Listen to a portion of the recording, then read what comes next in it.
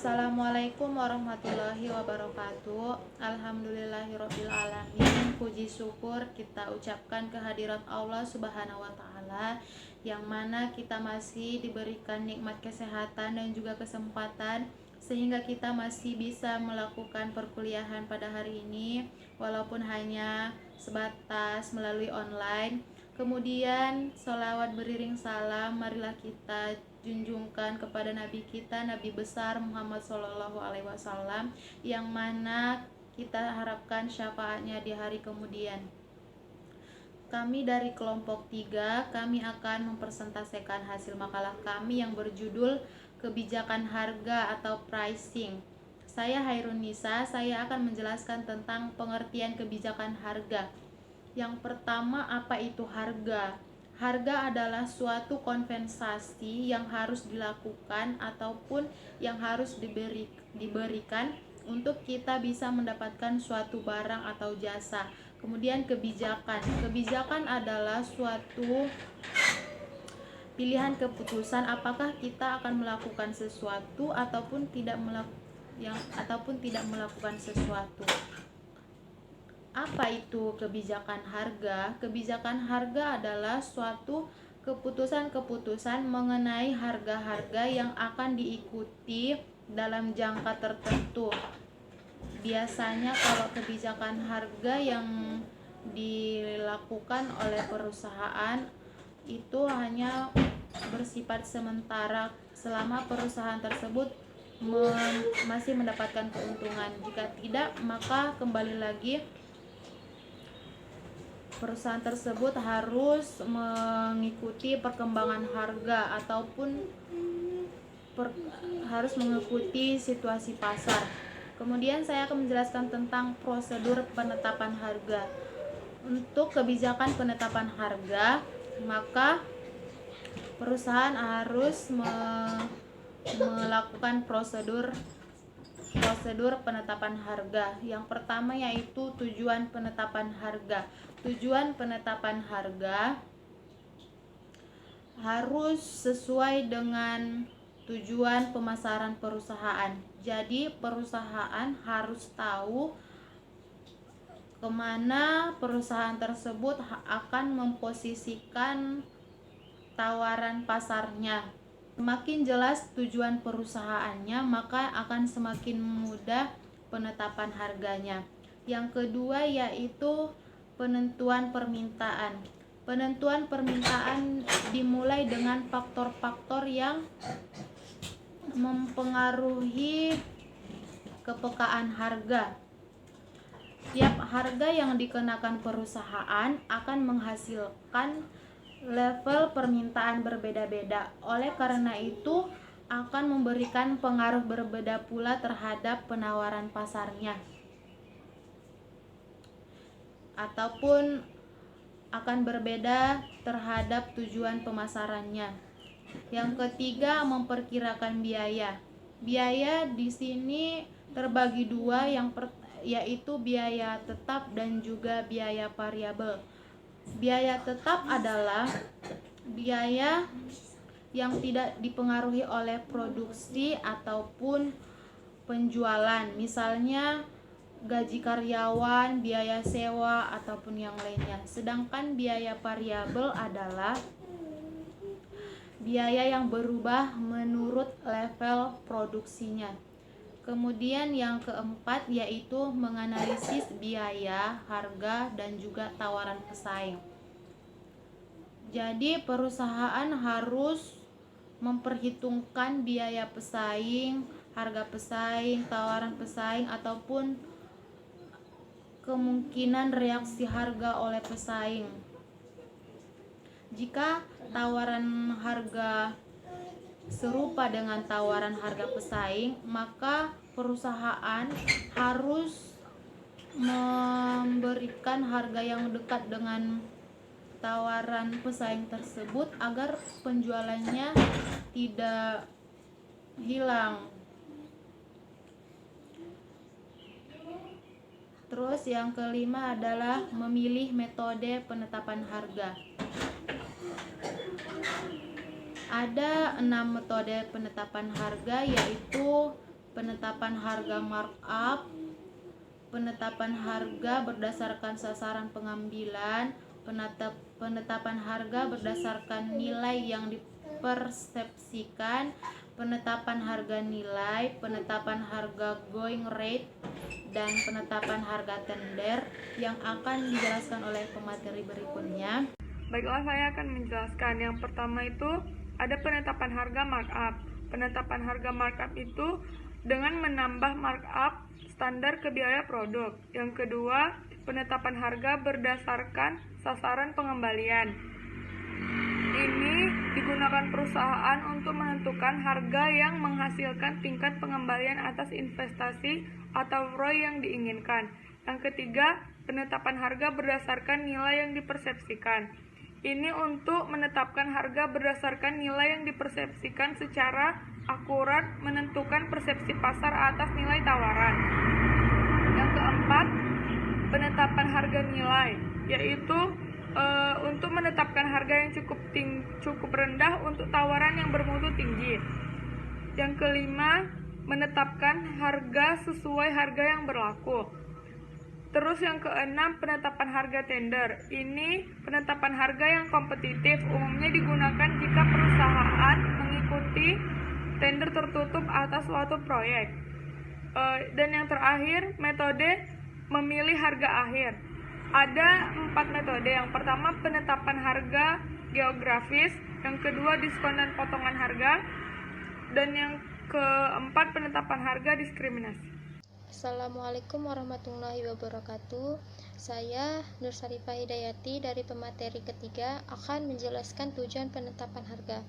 Tujuan penetapan harga yaitu tujuan yang ingin didapatkan produsen sebab akibat dari keputusan penetapan harga tersebut. Tujuan ini dibagi menjadi 3 macam. Yang pertama itu penetapan harga untuk memaksimalkan laba.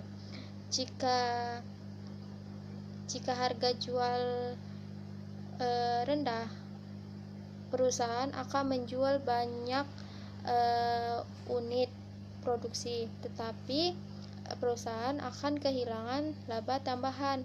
Sedangkan jika perusahaan menjual dengan harga tinggi, maka laba besar pun akan tercapai, tetapi akan sedikit unit yang terjual. Yang kedua itu tujuan pangsa pasar. Tujuan pangsa pasar di sini untuk meraih pangsa pasar yang besar sehingga perusahaan mampu memiliki keunggulan biaya dan pasar juga tidak akan tersaingin oleh pesaing lainnya. Yang ketiga itu berorientasi pada harga produk.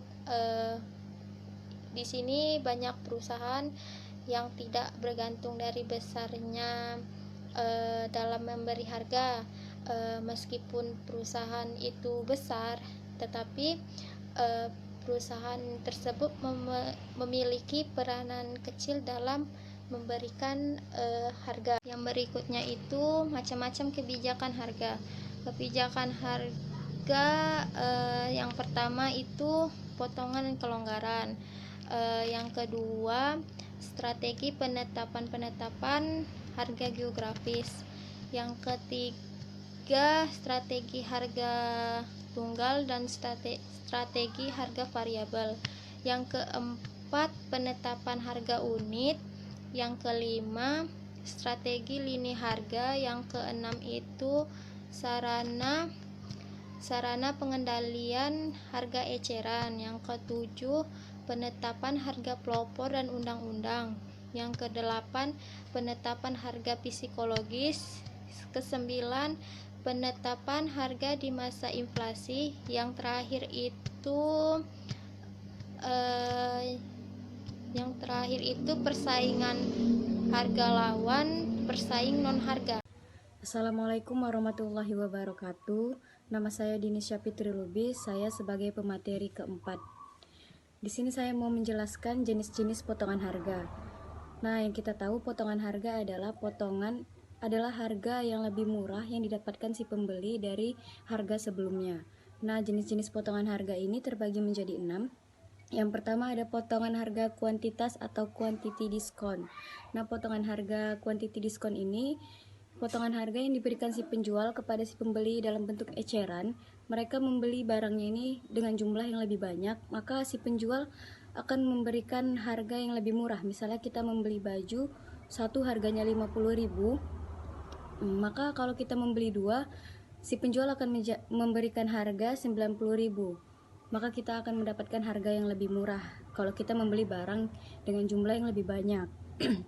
Yang kedua ada potongan harga dagang atau trend diskon. Ini sama kayak kuantitas diskon. Bedanya kalau potongan dagang ini potongan yang diberikan agen kepada perusahaan. Kalau perusahaan ini membeli barangnya dengan jumlah yang banyak, ini tidak bentuk eceran ya. Ini bentuk agen kepada perusahaan.